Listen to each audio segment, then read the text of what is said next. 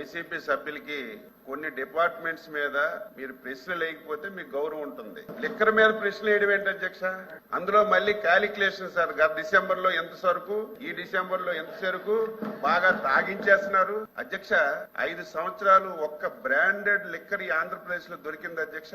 ఆంధ్రప్రదేశ్ లో చాలా మంది అధ్యక్ష ఆ రోజు బూమ్ బూమ్ ప్రెసిడెంట్స్ మెడల్ అని చెప్పి మన టీ దుకాణంలో అధ్యక్ష, టీ దుకాణంలో టీ చేసి వెంటనే ఇస్తే తాగేసేటట్టుగా వీళ్ళు సొంత కంపెనీల్లో లిక్కర్ తయారు చేసి, నాసిరకం లిక్కర్ తయారు చేసి ప్రజల ప్రాణాలతో ఆడుకుని ఆ రోజు చాలా మంది ఇతర రాష్ట్రాల్లో బ్రాండెడ్ సరుకు అంతా తెచ్చుకొని వాటికి ట్యాక్స్ లేకుండా ఆ రోజు తాగారు. ఈ రోజు అదంతా స్ట్రీమ్ లైన్ చేసి కట్టడి చేసి ప్రతి పైసా ప్రభుత్వ ఆదాయానికి తీసుకొస్తుంటే దానికి డొంక తిరుగుడుగా మీరు ఎక్కువ తాగించేస్తున్నారని ప్రశ్న వేయడం సబబు కాదు. రెండవది బెల్ట్ షాపులు అధ్యక్ష.